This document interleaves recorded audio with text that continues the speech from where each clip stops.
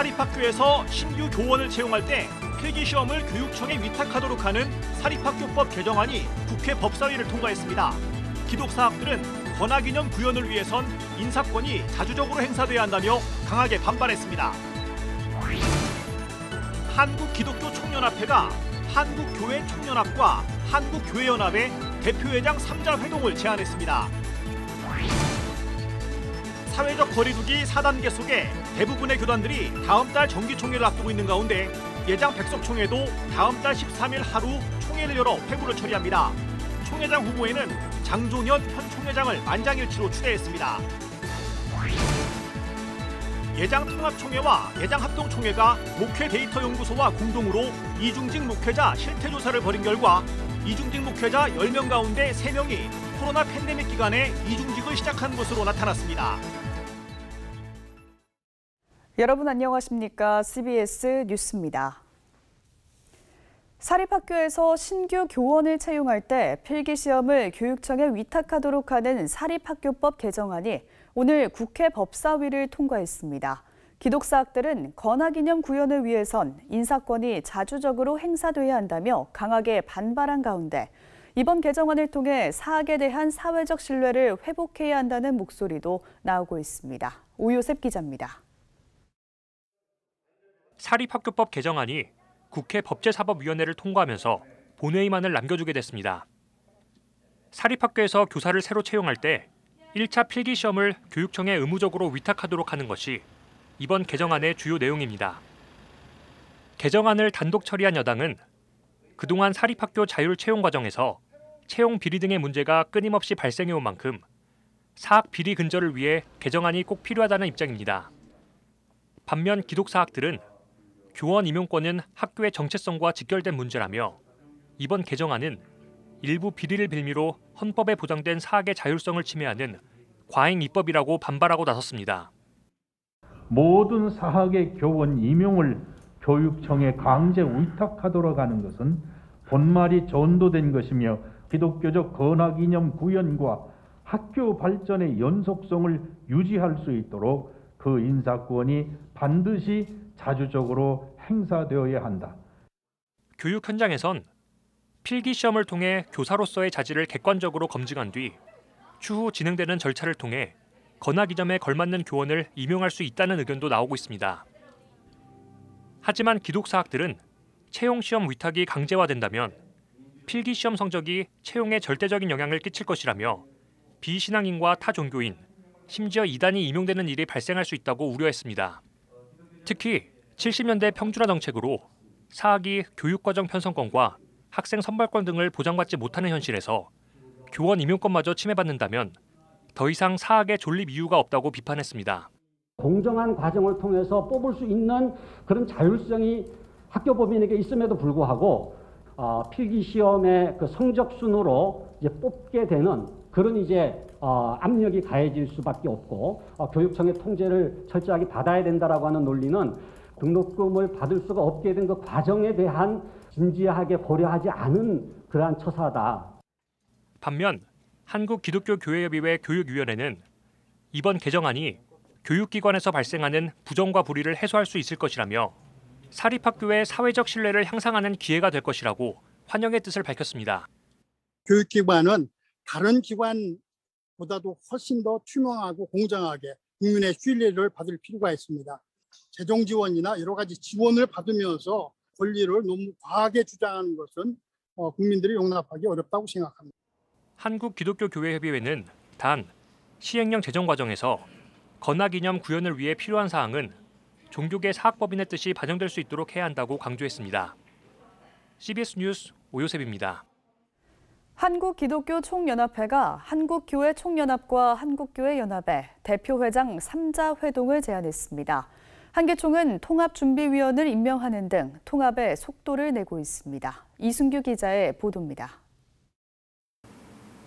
한국기독교총연합회 한기총이 한국교회총연합과 한국교회연합의 대표회장 회동을 제안했습니다. 각 단체 대표회장이 만나 큰 틀에서 통합에 합의하고 통합준비위원들이 실무적 보완을 하자는 일종의 탑다운 방식을 제안한 겁니다. 한기총 임시 대표회장 김현성 변호사는 과거 보수 연합기구 통합 시도가 모두 실패했다며 지난 잘못을 반복하지 않기 위해서는 통합 논의 방식을 바꿔야 한다고 말했습니다. 이번에 기관 통합이 실패하지 않기 위해서는 과거와 그 방식이 달라야 합니다. 이번에는 탑다운 방식으로 통합을 진행할 것을 제안합니다. 김현성 변호사는 지금이 보수 연합기구 통합을 위한 천재 1호의 기회라며 통합에는 어떠한 전제 조건도 없어야 한다고 강조했습니다. 기관 통합이 성공하기 위해서는 통합에 어떠한 조건도 어떠한 전제도 없어야 합니다. 모든 것을 내려놓아야 합니다. 분열이 오래된 만큼 서로 조율하고 맞춰야 할 부분이 적지 않을 것입니다. 한기총은 길자연 목사와 엄기호 목사를 통합준비위원회 고문에 선임하는 등 본격적인 통합 절차에 들어갔습니다. 김현성 변호사는 한기총 기간통합준비위원회 역할은 통합을 저해하는 요소들을 제거하는 한편 실무적 준비 등을 담당할 것이라고 말했습니다. 또 통합준비위원회가 통합의 윤활유가 돼야지 걸림돌이 돼서는 안 된다고 덧붙였습니다. 한국교회 총연합은 통합 실무를 총괄하는 준비위원장에 대한예수교장로회 통합총회 전 총회장 김태영 목사를 선임했고 한교연 역시 통합추진위원회를 구성한 것으로 알려졌습니다. 한교총은 26일 보수연합기구 통합과 관련해 첫 회의를 열고 입장을 밝힐 계획입니다. 통합을 주도하고 있는 한교총 공동대표회장 소강성 목사는 한기총이 제안한 탑다운 방식에 긍정적 반응을 보이면서도 통합준비위원회 역할이 축소되면 안 된다는 입장을 밝혔습니다. 탑다운은 방향성과 속도에 치중을 하고 무턱대고 합치면 다 되는 건 아니잖아요. 어느 정도는 조율을 하고 조율과 협상의 기간은 꼭 필요하고 그 역할이 필요하다고 봅니다. 한교연은 통합과 관련해 아직 공식적인 언급을 하지 않고 있습니다. 과거에도 보수연합기구 통합 논의는 대표회장들끼리 합의를 하고 통합준비위원들이 실무적 논의를 하는 방식으로 진행해 왔습니다. 통합에 합의했다며 수차례 기자회견을 열었지만 결국 통합이 이뤄지지는 않았습니다. CBS 뉴스 이승규입니다. 사회적 거리두기 4단계 속에 대부분의 교단들이 다음 달 정기총회를 앞두고 있는 가운데 예장백석총회도 다음 달 13일 하루 동안 총회를 열어 회무를 처리합니다. 총회장 후보에는 장종현 현 총회장을 만장일치로 추대했습니다. 백석총회 임원 후보 추천 소식을 고석표 기자가 전합니다.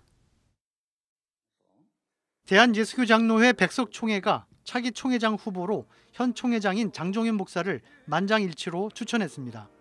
예장 백석총회는 지난 23일 후보 추천위원회를 열고 다음 달 13일 천안 백석대학교에서 열리는 제44회 정기총회 임원 후보를 확정했습니다.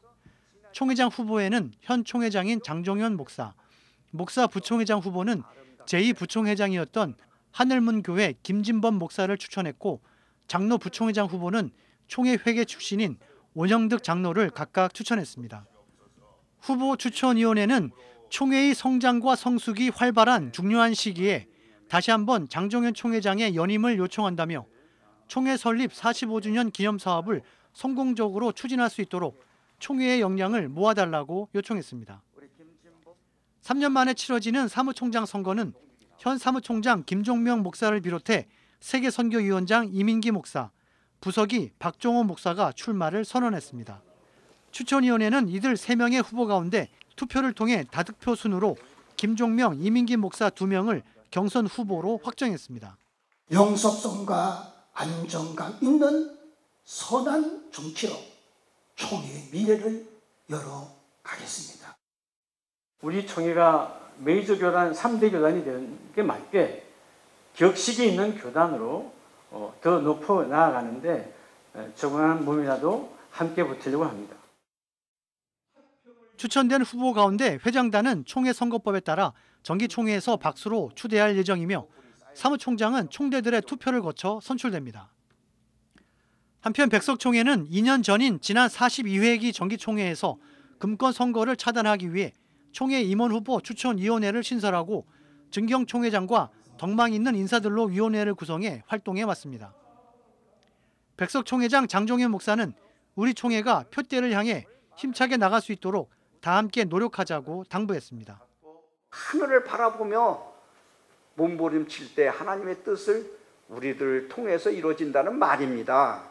그래서 우리나라의 한국교회 우뚝 서는 총회, 세계적으로 글로벌 리더 나가는 우리 총회, 그래서 아름답게 우리가 일어나가는 총회가 되기를 바랍니다.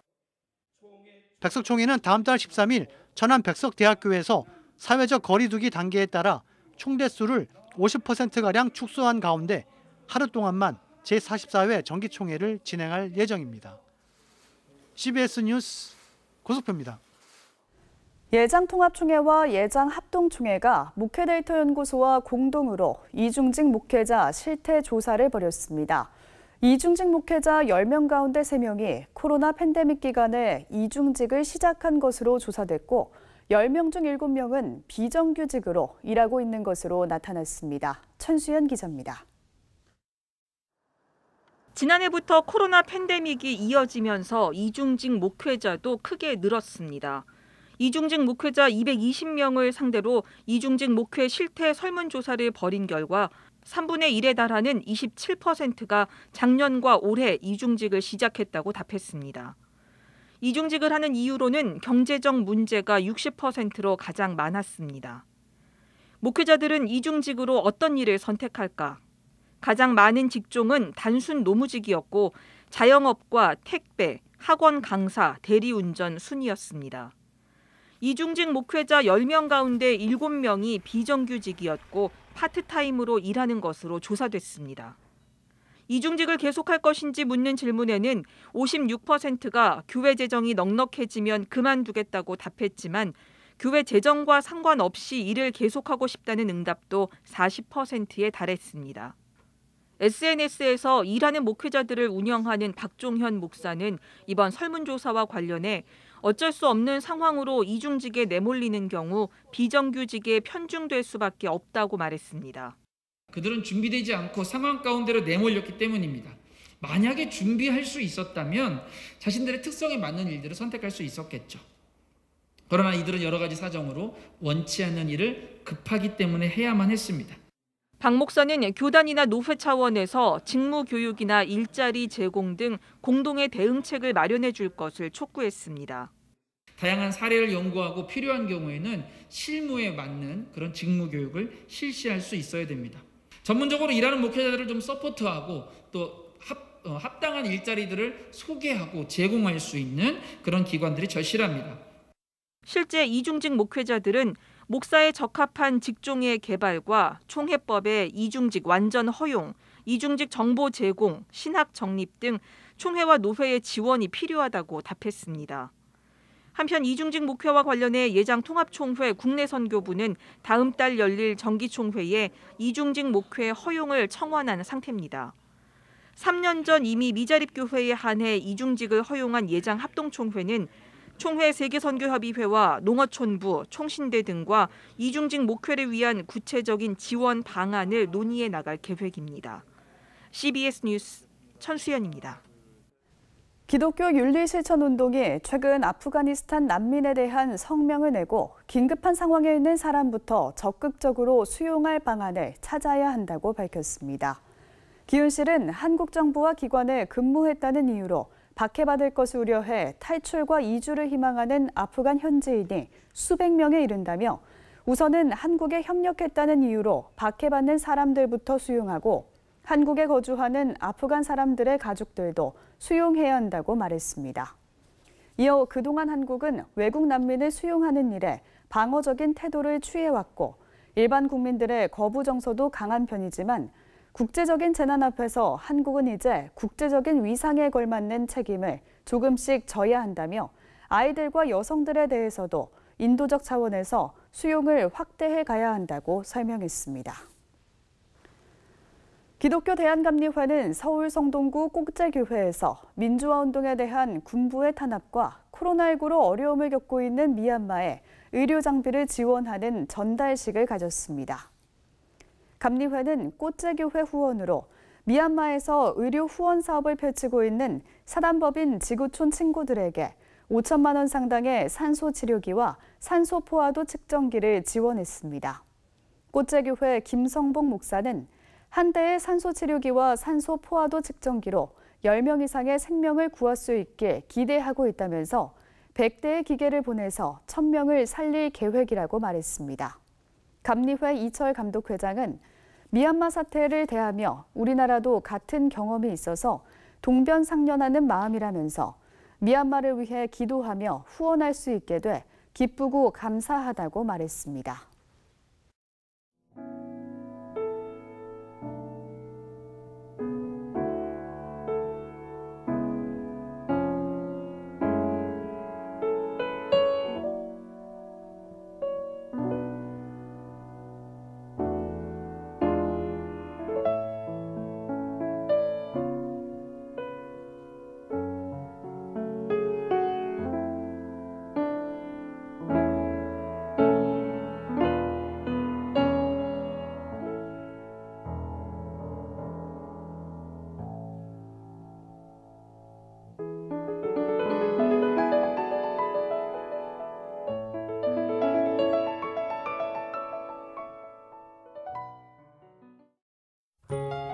내일은 전국이 흐린 가운데 수도권과 강원 영서 일대에 비가 조금 내리는 곳이 있겠습니다.